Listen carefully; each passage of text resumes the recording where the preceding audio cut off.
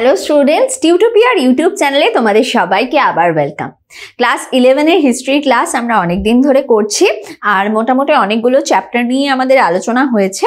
আর তোমাদেরকে বলেছিলাম যে কোনো চ্যাপ্টার নিয়ে তোমাদের যদি মনে কোনো প্রশ্ন থাকে বা কোনো চ্যাপ্টারে কোনো নির্দিষ্ট টপিক সেটা যদি পড়তে চাও বা চাও যে সেটা নিয়ে একটু ডিসকাশন হোক, তো সেটা জানাতে বলেছিলাম। তো আগের দিনের ক্লাসে তো আমরা 6 চ্যাপ্টারের একটা পোর্শন নিয়ে আলোচনা করছিলাম, যে সমাজের ঘটনা প্রবাহ যেই চ্যাপ্টারের নাম। আর সেখানে ভারতবর্ষের নারীদের শিক্ষা সেই প্রাচীন যুগের থেকে শুরু করে মধ্যযুগ পর্ব পর্যন্ত কি ধরনের ছিল, তাদের বিবাহ রীতি কি ধরনের ছিল এবং সেটার উপর ভিত্তি করে সমাজে নারীদের স্থান কিরকম সেই বিষয়টা সম্পর্কে আমরা আলোচনা করেছিলাম। আর তারপরে আমার কাছে আরেকটা রিকোয়েস্ট এসছে যে এই 6 চ্যাপ্টারটা যদি একটু ভালো করে বুঝিয়ে দেওয়া হয় তাহলে ভালো হয়। তো সেক্ষেত্রে কিছু টপিক যেগুলো রয়েছে সেগুলো নিয়ে আমরা আলোচনা করব, যেহেতু 6 চ্যাপ্টারটা তোমরা ভালো করে বুঝতে চেয়েছো আমার কাছে।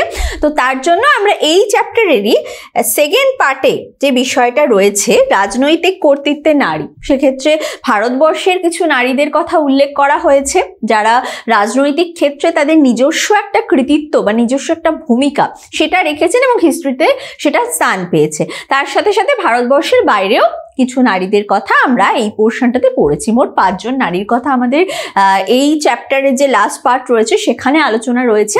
তার মধ্যে আজকে আমরা 2 জন নারীর সম্পর্কে আলোচনা করব, অর্থাৎ ভারতবর্ষের রাজনৈতিক ক্ষেত্রে বিশেষ ভূমিকা রেখেছিলেন এমন নারীদের মধ্যে মধ্যযুগের সময় পর্ব যদি দেখি, ভারতের হিস্ট্রির মধ্যযুগ যদি দেখি, তাহলে সেখানে সুলতানা রাজিয়া আর তার সাথে সাথে রানী দুর্গাবতী, এই দুজনেরই বিশেষ কৃতিত্ব আমরা লক্ষ্য করতে পারি। তো তাদের বিশেষ কৃতিত্ব কি ধরনের ছিল, কি কি তারা কাজ করেছেন সেই বিষয় সম্পর্কে আমাদের আলোচনা হবে।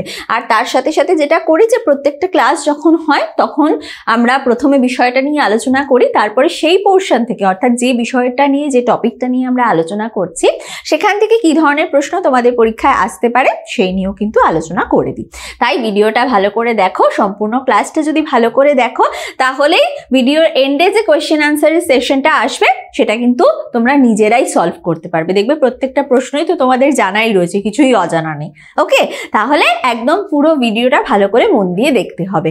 আর আগে যে আমরা এতগুলো টপিক নিয়ে আলোচনা করেছি সেইগুলোতে যদি কোনো রকম সমস্যা হয় বা মনে হয় যে ওই টপিকটার কিছু কোয়েশ্চেন্স যেটা তোমরা বুঝতে পারছো না কিভাবে লিখবে সেটাও যদি জানতে চাও তাও আমাকে কমেন্ট করে জানাতে পারো, আমি সেইভাবেই তোমাদের ক্লাসটাকে ডিজাইন করব। ওকে, আর আগের ভিডিওগুলো আমাদের চ্যানেলে রয়েছে, সেখান থেকে সবকটা ভিডিওই তোমরা পেয়ে যাবে। ফার্স্ট চ্যাপ্টার পুরো আলোচনা রয়েছে আমাদের ইউটিউব চ্যানেলে, তার সাথে সাথে থার্ড চ্যাপ্টারের টপিক নিয়ে আলোচনা করেছি, সেকেন্ড চ্যাপ্টারের টপিক নিয়ে আলোচনা করেছি, 6 চ্যাপ্টারের টপিক নিয়ে আলোচনা রয়েছে, সবকিছুই কিন্তু সেখান থেকে দেখে নিতে পারবে। ওকে, তাহলে চলো আজকের ক্লাসে যে টপিক নিয়ে আলোচনা করব বলেছি সেটাই চলেছে। ফার্স্ট আমরা জানবো রাজিয়ার সম্পর্কে। তো রাজিয়া এই নামটা আমাদের কাছে পরিচিত, রানী দুর্গাবতী হয়তো পরিচিত নয় তোমাদের কাছে, কিন্তু সুলতানা রাজিয়া এই নামটার সাথে তোমরা নিশ্চয়ই পরিচিত, কারণ এর আগে ছোট ক্লাসে যখন আমরা সুলতানি পিরিয়ড পড়েছি অর্থাৎ ভারতবর্ষে যখন মধ্যযুগ শুরু হচ্ছে সেই সময় পর্বের হিস্ট্রি যদি দেখি তাহলে কুতুবউদ্দিন আইবক, তারপরে ইলতুৎমিশের সিংহাসন আরোহণ আর তারপরে কিন্তু রাজিয়াকে দেখতে পাওয়া যাচ্ছে যে তিনি কিন্তু ক্ষমতায় আসছেন। কারণ ইলতুৎমিশ তিনি কিন্তু তার যে কন্যা রাজিয়া তাকে কিন্তু তার মৃত্যুর পরে রাজিয়া যে সিংহাসনে বসবেন এবং তিনি কর্তৃত্ব করবেন, সেই সময় সুলতানি যে রাষ্ট্র ক্রিয়েট হয়েছিল তো সেই বিষয়ে মনোনয়ন দিয়ে গিয়েছিলেন। তাহলে কি ইলতুৎমিশের পরবর্তীকালে বা তার মৃত্যুর পরবর্তীকালেই রাজিয়া তিনি কি সিংহাসন আরোহণ করতে পেরেছিলেন? না, সেরকম হচ্ছে না। দেখা যাচ্ছে যে রাজিয়ার যখন ইলতুৎমিশের মৃত্যু হয়ে যাচ্ছে তার পরবর্তীকালে কিন্তু তার পুত্র রুকনউদ্দিন ফিরোজ তিনি কিন্তু সিংহাসনে বসছেন। কারণ সেই মুহূর্তেই যে আমির ওমরাহরা ছিলেন বা অভিজাত গোষ্ঠী ছিল সাম্রাজ্যের, তারা কিন্তু কোনোভাবেই চায়নি যে একজন নারী সে সিংহাসন লাভ করুক। তো সেই জন্য তার পুত্র রুকনউদ্দিন ফিরোজকে বসানো হচ্ছে সেখানে।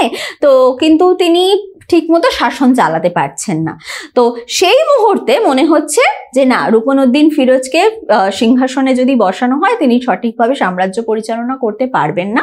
তো সেই সময় কিছু আমির উমরাহ আর অভিজাত কিছু সংখ্যক তাদের সাপোর্টে কিন্তু রাজিয়া সিংহাসন লাভ করছে। সালটা যদি বলি, সালটা হচ্ছে 1236 খ্রিস্টাব্দ। এই 1236 খ্রিস্টাব্দ থেকে শুরু করে 1240 এই সময় পর্ব পর্যন্ত রাজিয়া কিন্তু সিংহাসন আরোহণ করছেন এবং এই সময় পর্ব অর্থাৎ 4 বছর ধরে তিনি কিন্তু সেখানে রাজত্ব চালিয়েছিলেন, সেটা লক্ষ্য করা যাচ্ছে। এর পরবর্তীকালে যখনই সিংহাসন আরোহণ করছেন তখনই তাকে কিন্তু কিছু সমস্যার সম্মুখীন হতে হচ্ছে। অর্থাৎ একজন নারী যাকে প্রথমেই সেই দেশের আমির উমরাহ বলো বা অভিজাত গোষ্ঠী বলো, তাদের বেশিরভাগ জনই চায়নি যে সে সিংহাসনে বসুক। তো সে যখন সিংহাসনে বসে গেছে, তো অবভিয়াসলি যে মানুষগুলো চায়নি তারা বিরোধিতা করবে, তারা বলবে যে না, অন্য কাউকে বসাতে হবে, রাজিয়াকে বসানো যাবে না সিংহাসনে, বা তাকে সিংহাসনচ্যুত করতে হবে, সিংহাসন থেকে সরিয়ে দিতে হবে। তো সেই সমস্যাগুলো কিন্তু রাজিয়ার সামনে আসছে এবং রাজিয়া সে ব্যক্তিগতভাবে এতটাই বুদ্ধিমতী বা প্রত্যেকটা ক্ষেত্রকে সামলানোর মতো তার ক্ষমতা রয়েছে, তার জন্য কিন্তু সে প্রত্যেকটা যে সমস্যা তার সামনে আসছে সেই বাধা বিপত্তি দূর করে কিন্তু সেটার সমাধান বার করছে এবং নির্দিষ্টভাবে সাম্রাজ্যটাকে পরিচালনা করছে। তো প্রথমেই যেটা লক্ষ্য করা যাচ্ছে যে তার কাছে যে সমস্যাগুলো আসছে সেগুলো তিনি ধীরে ধীরে সমাধান করছে। প্রথম সমস্যা কি আসছে, সেই সময় ইলতুৎমিশের সময় রাজাকে অর্থাৎ সেই সময় সুলতানকে সাহায্য করার জন্য তুর্কি অভিজাতদের নিয়ে একটা গোষ্ঠী গড়ে উঠেছিল, যেটাকে বলা হতো 40 চক্র। নিশ্চয়ই এই নামটা তোমরা শুনেছ, 40 চক্র। তো এই 40 চক্র অর্থাৎ তুর্কি অভিজাতদের বিরোধিতা সেই সময় লক্ষ্য করা যাচ্ছে। সেখানে কিছু তুর্কি অভিজাত তারা কিন্তু রাজিয়ার বিরোধিতা করতে শুরু করে দিচ্ছে, এটা প্রথম সমস্যা দেখা যাচ্ছে।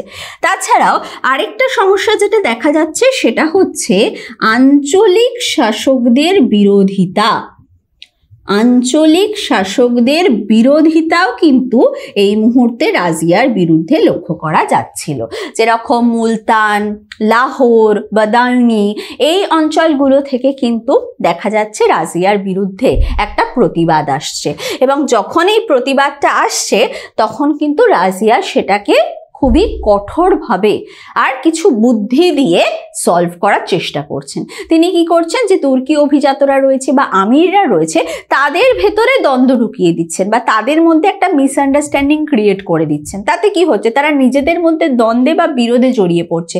রাজিয়ার বিরোধিতা যেটা আগে তারা ঐক্যবদ্ধভাবে করছিল সেই জায়গাটা কিন্তু আর থাকছে না।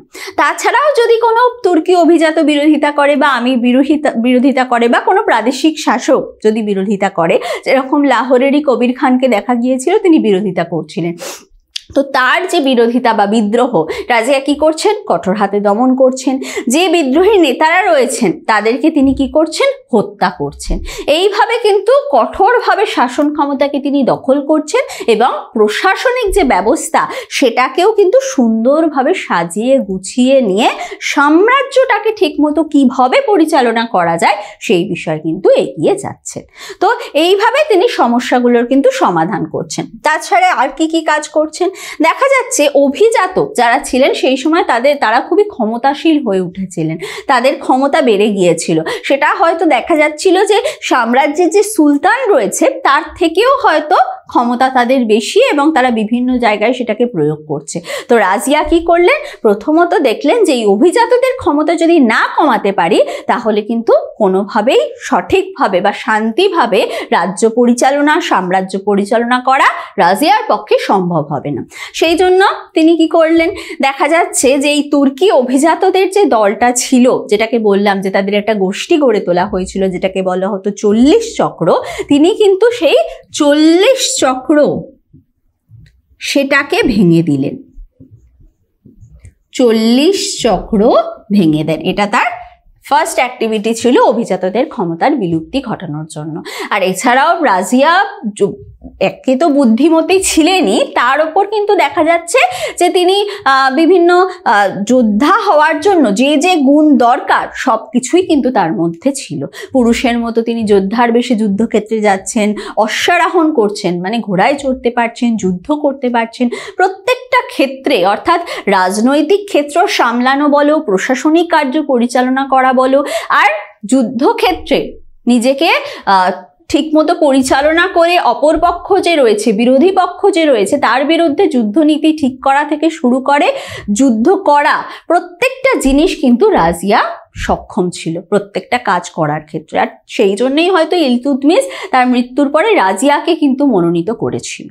তো সেই জন্য দেখা যাচ্ছে যে রাজিয়ার যেহেতু এই ক্ষমতাগুলো ছিল, অর্থাৎ মেন্টালি ফিজিক্যালি দুটো দিক থেকেই তিনি অত্যন্ত স্ট্রং ছিলেন, তাই তার কিন্তু সমস্যাগুলো সমাধান করতে বিশেষ অসুবিধায় পড়তে হয়নি। তো অভিজাতদের ক্ষমতা বিলুপ্তির ক্ষেত্রে দেখা যাচ্ছে যে তিনি 40 চক্র ভেঙে দিচ্ছেন। আরেকটা কাজ করছেন, তিনি দেখছেন যে এই তুর্কি অভিজাতদের ক্ষমতা অনেক বেড়ে যাচ্ছে, কারণ তাদের কাছে একটা নির্দিষ্ট পদ রয়েছে।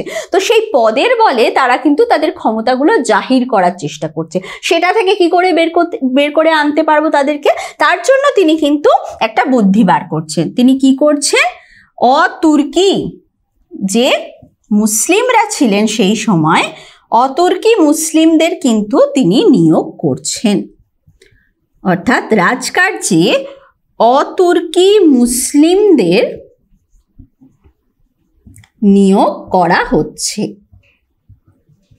এই ধরনের অ্যাক্টিভিটিগুলো তিনি করছেন এবং দেখা যাচ্ছে যে অভিজাতদের ক্ষমতার কিন্তু বিলুপ্তি ঘটে যাচ্ছে, এবং এইভাবে তিনি অভিজাতদের ক্ষমতাটাকে কন্ট্রোলে নিয়ে আসছেন। এই বিষয়টা লক্ষ্য করা যাচ্ছে। এরপরে কি হচ্ছে, দেখা যাচ্ছে যে এই কাজগুলো করার পরেও একটা বিশেষ যুদ্ধতে বা একটা বিশেষ বিরোধিতার ক্ষেত্রে কিন্তু রাজিয়ার পরাজয় ঘটে যাচ্ছে। কারণ সেই মুহূর্তে রাজিয়াকে যখন দেখতে পাচ্ছে অভিজাতরা, যে সমস্যাই আসুক না কেন, অভিজাতরা যে ধরনের বিরোধিতা করুক না কেন, রাজিয়া প্রত্যেকটাই কিন্তু খুব ভালোভাবে হ্যান্ডেল করে নিচ্ছে, আর সেটার বিরোধিতাও সে কিন্তু করতে পারছে। তখন তারা ভাবলো যে এমন বড় কোনো প্ল্যানিং আমাদের করতে হবে যাতে রাজিয়াকে আমরা সম্পূর্ণভাবে পরাজিত করতে পারি এবং সিংহাসন থেকে তাকে সরিয়ে ফেলতে পারি সম্পূর্ণভাবে। তার জন্য দেখা যাচ্ছে সেই সময় সেই অভিজাতদের সেই সময় প্রধান হিসেবে ছিলেন বলবন তিনি, এবং সেই সময় রাজকর্মচারীদের যিনি প্রধান ছিলেন তিনি কিন্তু তারা মানে এই দুজন মিলিত হচ্ছেন এবং অভিজাতরা মিলিত হয়ে রাজিয়ার বিরুদ্ধে একটা প্ল্যান করছে, যেখানে দেখা যাচ্ছে পাঞ্জাবের ভাতিন্দার যে শাসনকর্তা ছিলেন ইখতিয়ার উদ্দিন আলতুনিয়া, তার নেতৃত্বে দেখা যাচ্ছে যে রাজিয়ার বিরোধিতা শুরু হচ্ছে। এবং যখন তার রাজিয়ার বিরুদ্ধে তিনি যুদ্ধ ঘোষণা করছেন, তখন রাজিয়াও বিষয়টাকে মেনে নিচ্ছেন যে ঠিক আছে, আমার বিরুদ্ধে যুদ্ধ ঘোষণা করেছে, তাহলে এর বিরোধিতা করা দরকার। তখন তিনি দেখা যাচ্ছে তার সেনাপতি ইয়াকুত খাঁকে নিয়ে তিনি চলে যাচ্ছেন আক্রমণ করতে, কিন্তু সেখানে তার পরাজয় ঘটে যাচ্ছে। ইয়াকুত খাঁ তার মৃত্যু যখন হয়ে যাচ্ছে, সেনাপতির মৃত্যু হয়ে যাচ্ছে, তখন কিন্তু রাজিয়া তার পরাজয় ঘটছে এবং তাকে বন্দি করে নেওয়া হচ্ছে, অর্থাৎ আলতুনিয়া তাকে কিন্তু বন্দি করে নিচ্ছে। এর পরবর্তীকালে দেখা যাচ্ছে যে সেখানে যেহেতু তাকে বন্দি করে নেওয়া হয়েছে এবং সেখানে রাজিয়ার উপস্থিতি আর নেই, তাহলে সিংহাসনে তো কাউকে বসাতে হবে। তখন অভিজাতদের সমর্থনে বাহরম শাহ তিনি কিন্তু সিংহাসনে বসছেন, এবং তার পরবর্তীকালে রাজিয়া চেষ্টা করেছিলেন আবার সিংহাসন ফিরে পাওয়ার, কারণ ইখতিয়ার উদ্দিন আলতুনিয়া যিনি তাকে বন্দি করেছিলেন তাকে একটা ভালো পদ দেওয়া হবে এই প্রমিস করা হয়েছিল। অর্থাৎ অভিজাতদের গোষ্ঠী তারা বলেছিল যে যদি রাজিয়াকে পরাজিত করতে পারো, বন্দি করতে পারো, তাকে যদি সিংহাসনচ্যুত করতে পারো, তাহলে তোমাকে ভালো পদ দেওয়া হবে। তো তিনি সেটার আশা করেছিলেন, কিন্তু দেখা যাচ্ছে তার ক্ষেত্রে সেই প্রমিসটা রাখা হচ্ছে না। তখন তিনি ক্ষুব্ধ হচ্ছেন এবং রাজিয়াকে বিবাহ করছেন, এবং রাজিয়াও তার সাথে বিবাহ করে নিচ্ছে যে তাহলে দুজনে মিলে একসাথে তাদের যে শত্রু হয়েছে বর্তমানে সেখানে গিয়ে অর্থাৎ দিল্লি আক্রমণ করতে পারবে, আবার হয়তো রাজিয়া সিংহাসন লাভ করতে পারবে। তারা দিল্লি আক্রমণ করছে, কিন্তু সেখানেও কিন্তু তারা জয়লাভ করতে পারছে না, সেখানে পরাজিত হচ্ছে এবং রাজিয়ার মৃত্যুও কিন্তু ঘটে যাচ্ছে। অর্থাৎ 1240 খ্রিস্টাব্দ সেই সময় পর্বে কিন্তু লক্ষ্য করা যাচ্ছে 1236 খ্রিস্টাব্দে শুরু হয়েছিল রাজত্বকাল, কিন্তু দেখা যাচ্ছে 1240 খ্রিস্টাব্দে রাজিয়ার মৃত্যু হয়ে যাচ্ছে এবং তার শাসনকাল সেটারও কিন্তু সমাপ্তি ঘটে যাচ্ছে। এইভাবে সম্পূর্ণভাবে যদি আমরা দেখি, অর্থাৎ রাজিয়ার এই 4 বছরের রাজত্বকাল যদি দেখি, সেখান থেকেই তার কৃতিত্ব সম্পর্কে জানা যাবে। প্রথমত তার যদি ক্যারেক্টারিস্টিক্স বলতে হয় তাহলে বলা যায় তিনি বুদ্ধিমতী ছিলেন, তিনি ন্যায়পরায়ণ ছিলেন, প্রজাবৎসল ছিলেন, প্রজাদের কথা তিনি ভেবেছিলেন। তার সাথে সাথে সমর কুশলতা অর্থাৎ সামরিক ক্ষেত্রে তার যে একটা নেতৃত্ব রয়েছে বা দক্ষতা রয়েছে সেটাও কিন্তু আমরা লক্ষ্য করতে পেরেছিলাম। আর আরেকটা যেটা গুরুত্বপূর্ণ বিষয় সেটা হচ্ছে রাজনৈতিক দূরদর্শিতা, সেটা কিন্তু তার মধ্যে অনেকটাই ছিল। রাজনৈতিক দূরদর্শিতা মানে পরবর্তী সময়ে কিভাবে সমস্যার সমাধান করতে হবে, কিভাবে যে প্রবলেমগুলো আসতে পারে সেটা সলভ করার আগে থেকেই সেটাকে সেই জায়গাগুলোকে যদি দেখা হয়, সলভ করে নেওয়া হয়, তো পরবর্তী সময় গিয়ে সেই প্রবলেমগুলো আর অ্যারাইজ করবে না। তো সেক্ষেত্রেই তিনি বুঝেছিলেন যে 40 চক্রকে তিনি ভেঙে দিয়েছিলেন। তো তারপরেও অভিজাত গোষ্ঠীরা বিরোধিতা করতে শুরু করেছিল এবং যখন ওই দলটা ভারী হয়ে যায় এবং সব থেকে বড় কথা যখন রাজকর্মচারীরাই তারাই যদি বিরোধিতা করতে শুরু করে, অর্থাৎ রাজিয়ার হয়ে যারা কাজ করছিলেন তারা যখন তার বিরোধী পক্ষের সাথে হাত মিলিয়ে নিচ্ছে, তখন তো রাজিয়ার একার পক্ষে সেই বিরোধিতা থেকে বেরিয়ে আসা সম্ভব হবে না। তার সাপোর্টের দরকার, সেই সাপোর্টটা তিনি পাননি। তো সেই জন্য কিন্তু শেষ পর্যন্ত তাকে পরাজয় স্বীকার করতে হচ্ছে এবং যুদ্ধতে তার মৃত্যুও ঘটে যাচ্ছে, নিহতও হয়ে যাচ্ছে। ঠিক আছে, তাহলে রাজিয়ার জীবনের হিস্ট্রি যদি দেখি বা রাজনৈতিক ক্ষেত্রে রাজিয়ার কর্তৃত্বের কথা যদি বলি, তাহলে এই পয়েন্টগুলো দিয়ে কিন্তু সম্পূর্ণ বিষয়টা আমাদের মাথায় রাখতে হবে। যে সিংহাসন লাভ করা, সেখানেও তাকে সমস্যা ফেস করতে হয়েছিল, তারপরে সিংহাসন লাভ করতে পেরেছিলেন। সমস্যা তারপরেও এসেছিল, তিনি সেটাকেও কাটিয়ে উঠছেন, নিজের বুদ্ধি দিয়ে বিভিন্ন ট্রিক ফলো করে সেখান থেকে বেরিয়ে আসছেন। তো তারপরে যখন একটা বড় সমস্যা ক্রিয়েট হচ্ছে, সেখানে তার রাজকর্মচারীরা যখন তার বিরোধিতা করতে শুরু করে দিচ্ছে, তখনও তিনি চেষ্টা চালিয়েছিলেন, কিন্তু শেষ পর্যন্ত তিনি আর নিজের পদ বলো বা নিজের জীবন বলো সেটাকে আর রক্ষা করতে পারছেন না। 1236 সালে তার রাজত্বকাল শুরু হচ্ছে, যেটা 4 বছর অর্থাৎ 1240 খ্রিস্টাব্দ পর্যন্ত চলছে এবং তখনই শেষ হয়ে যাচ্ছে। ঠিক আছে, তাহলে রাজিয়ার বিষয়টা, সুলতানা রাজিয়ার বিষয়টা আই থিঙ্ক তোমাদের কাছে ক্লিয়ার হয়েছে। নেক্সট আমরা চলে যাব রানী দুর্গাবতী সম্পর্কে আলোচনায়। দেখো, রানী দুর্গাবতীর কথা যদি বলি তাহলে প্রথমেই তার পরিচয় আমাদের জানতে হবে। তো পরিচয় তো বলবো, তার আগে একটা বিষয় বলে দিই যে রানী দুর্গাবতীকে একটা বিশেষ নামে অভিহিত করা হয়। কি বলা হয় বলো তো? তাকে বলা হয় মধ্যযুগের রানী লক্ষ্মীবাঈ। এই বিশেষ একটা নামে কিন্তু তাকে অভিহিত করা হয়ে থাকে। কারণ অনেক সময় তোমাদের এমসিকিউতে প্রশ্ন চলে আসে যে মধ্যযুগে রানী লক্ষ্মীবাঈ নামে কে পরিচিত ছিলেন, তখন তোমরা ইজিলি অ্যান্সার করতে পারবে রানী দুর্গাবতী।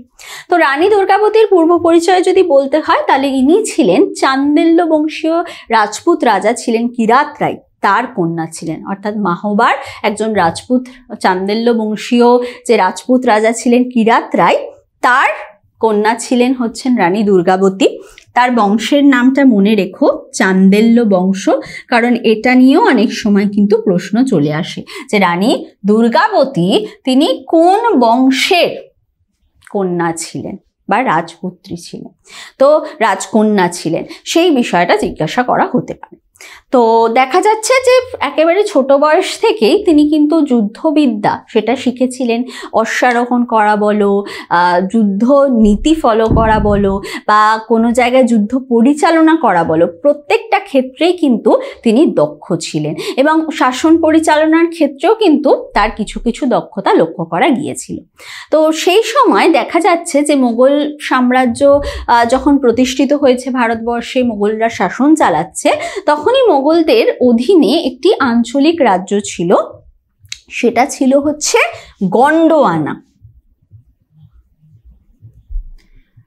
এই গন্ডোয়ানাতে দেখা যাচ্ছে সেখানকার যিনি রাজা ছিলেন, সেখানকার যিনি শাসক ছিলেন তিনি ছিলেন সংগ্রাম শাহ এবং তার পুত্র ছিলেন দলপত শাহ। গণ্যমানার শাসক হিসাবে আমরা পাচ্ছি সংগ্রাম শাহ আর তার পুত্র তিনি হচ্ছেন দলপত শাহ। আর গণ্যমানা হচ্ছে মধ্যপ্রদেশের একটি নির্দিষ্ট অংশ। তো সেখানে রাজত্ব করছিলেন তিনি। তো এই দলপত শাহ অর্থাৎ সংগ্রাম শাহের যে পুত্র ছিলেন, তো রানী দুর্গাবতী তার যে বীরত্বমূলক কার্যকলাপ বলো, তিনি একজন বীর যোদ্ধা ছিলেন, তো তার যুদ্ধে কার্যাবলী বলো সেগুলো দেখে তাকে পছন্দ হয়েছিল, তিনি বিবাহ করতে চেয়েছিলেন। তো প্রথমে রানী দুর্গাবতীর পিতা সেটাতে রাজি হচ্ছিলেন না, কিন্তু পরবর্তীকালে যখন দলপত শাহের বীরত্বমূলক কার্যাবলীগুলো দেখলেন, তার যোদ্ধা হিসেবে তাকে দেখলেন, তারও পছন্দ হলো এবং রানী দুর্গাবতীর সাথে কিন্তু দলপত শাহের বিবাহ হয়ে যাচ্ছে।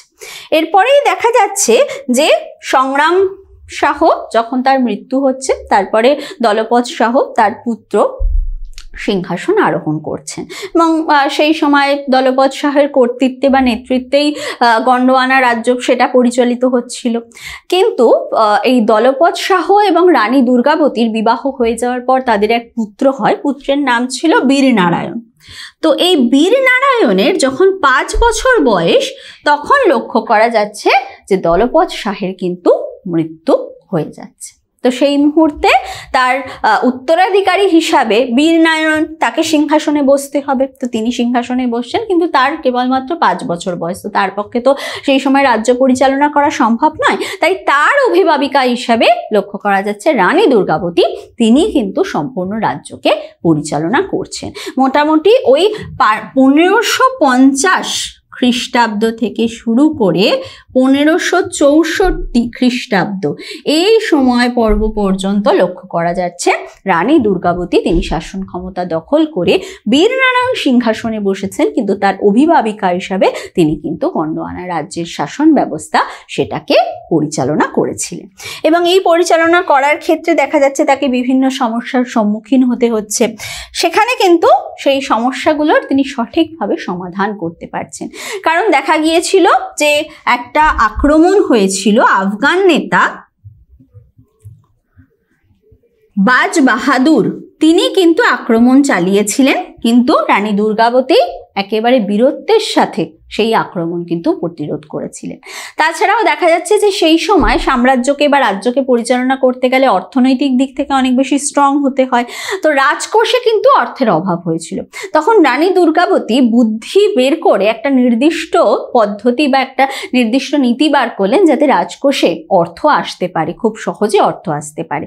তো তার জন্য তিনি কি করছেন, তিনি নির্দেশ দিচ্ছেন যে রাজ্যের যে জোরদাররা রয়েছে তাদের কাছ থেকে বলপূর্বক অর্থ আদায় করতে হবে। এইভাবে তিনি কিন্তু যে আর্থিক সমস্যা সেটারও কিন্তু সমাধান করেছিলেন। অর্থাৎ যুদ্ধের দিক থেকেও যেরকম তিনি দক্ষ ছিলেন, তেমনি শাসন পরিচালনা বলো, রাজ্য পরিচালনা বলো, অর্থনৈতিক ক্ষেত্রকে নিয়ন্ত্রণ করা বলো, প্রত্যেকটা ক্ষেত্রেই কিন্তু তার দক্ষতা ছিল। তো এই আক্রমণ প্রতিরোধ করতে পারলেও যখন আকবর গন্ডোয়ানা রাজ্য আক্রমণ চালাচ্ছে, তখন কিন্তু রানী দুর্গাবতী আর পেরে উঠছেন না। তিনি প্রথম দিকে বীর বিক্রমে যুদ্ধ করেছিলেন, কিন্তু তারপরে দেখা যাচ্ছে যে তার ভাগ্য তার সঙ্গ আর দিচ্ছে না। কারণ সেই সময় বীরনারায়ণ অর্থাৎ 1564 সালের কথা বলছি, গন্ডোয়ানার যুদ্ধ হচ্ছে। তো সেই 1564 সালে যখন যুদ্ধ হচ্ছে, তারা একটি নদী পার করে যুদ্ধ করতে এসেছিলেন এবং যখন তারা দেখতে পাচ্ছেন যে তাদের পক্ষে হয়তো যুদ্ধ করা বা যুদ্ধে জেতাটা পসিবল হবে না, তো তখন তারা ডিসাইড করেছিলেন যে তারা আবার দুর্গে চলে যাবেন, সেখান থেকে যুদ্ধটাকে পরিচালনা করবেন। কিন্তু যখন এসেছিলেন তখন নদীর জল কম ছিল, কিন্তু প্রাকৃতিক দুর্যোগ সেটাকে কেউ আটকাতে পারে না। তো প্রাকৃতিক দুর্যোগ শুরু হয়, প্রচন্ড পরিমাণে বৃষ্টি শুরু হয়, যে নদী আসার সময় কম জল ছিল সেই নদী কিন্তু বৃষ্টির জলে পরিপূর্ণ হয়ে যায়। তখন তারা আর ফেরত যেতে পারেন না এবং তার জন্য কিন্তু যখন তিনি দেখতে পাচ্ছেন যে তিনি আর যুদ্ধে জয়লাভ করতে পারবেন না, মোগলদের হাতে তাকে ধরা দিতে হবে, তখন কিন্তু সেটা তিনি একেবারেই চাননি। নিজেকে ছুরির আঘাতে তিনি কিন্তু হত্যা করে ফেলেছিলেন, মানে ছুরি দিয়ে আঘাত করে নিজেকে হত্যা করছেন এবং মুঘলদের হাতে কোনোভাবেই কিন্তু নিজেকে আর ধরা দিচ্ছেন না। তো রাজপুতদের মধ্যে এরকম একটা প্রথাও প্রচলিত ছিল, যেটাকে বলা হতো জওহর ব্রত। জওহর ব্রত। তো যেখানে যখনই কোনো প্রতিপক্ষ, বিশেষ করে মোগলরা সেই সময় যেহেতু রাজত্ব করছে, তাদের দ্বারা যদি পরাজিত হয় বা তাদের কাছে যদি পরাজিত হয়, তো সেই বংশের নারীরা কিন্তু কখনোই বন্দী হতে চান না, তারা আগুনে ঝাঁপ দিয়ে নিজেদের জীবন কিন্তু সম্পূর্ণভাবে শেষ করে দেন। তো সেটা তাদের কাছে একটা গুরুত্বমূলক সংস্কৃতির একটা নির্দিষ্ট ক্ষেত্র আমরা বলতে পারি, যেটাকে জওহর ব্রত বলা হয়ে থাকে। অর্থাৎ নিজেদের সম্মান রক্ষার জন্য তারা এই কার্যটা কিন্তু করে থাকে। তো অনেক সময় তোমাদের পরীক্ষায় প্রশ্ন চলে আসে জওহর ব্রত কি, এসএকিউতেই প্রশ্নটা আসে। তো তখন যদি প্রশ্নটা আসে সহজেই তোমরা লিখতে পারবে। তো এই গন্ডোয়ানার যুদ্ধে দেখা যাচ্ছে যে রানী দুর্গাবতী তিনি পরাজিত হচ্ছেন, তার মৃত্যুও হয়ে যাচ্ছে, অর্থাৎ তিনি নিজেই ছুরির আঘাতে নিজেকে হত্যা করে ফেলছেন।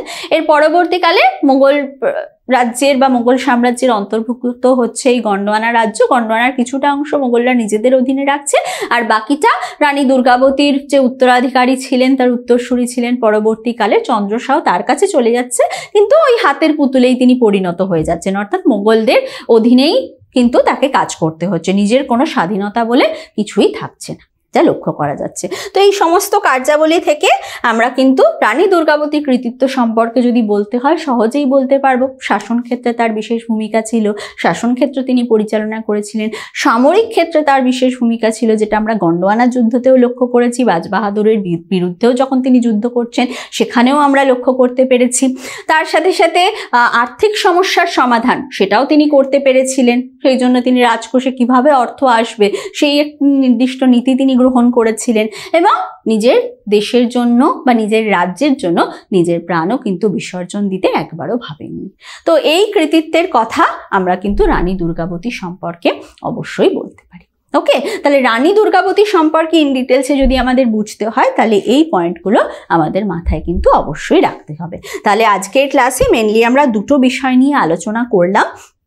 এটা হচ্ছে রাজনৈতিক কর্তৃত্বের নারী, সেক্ষেত্রে রাজিয়ার কি ভূমিকা ছিল, কিভাবে তিনি ইতিহাসে বিশেষভাবে তার নাম রয়েছে এবং সেই বিষয়ে আমরা পড়ছি, এবং রানী দুর্গাবতীর বিশেষ কি ভূমিকা ছিল যেটা তাকে রাজনৈতিক ক্ষেত্রে বিশেষভাবে তার নাম রয়েছে এবং তাকে মনে রাখা হচ্ছে, তার কার্যাবলীগুলো কি ছিল এবং তার কৃতিত্বগুলো কোন জায়গায়। ঠিক আছে, তাহলে আমার মনে হয় যে এই দুটো টপিক থেকে আমরা এবার যদি প্রশ্ন আনসার মানে কোয়েশ্চেন নিয়ে যদি আলোচনা করি, তাহলে তোমরা নিজেরাই আনসার করতে পারবে।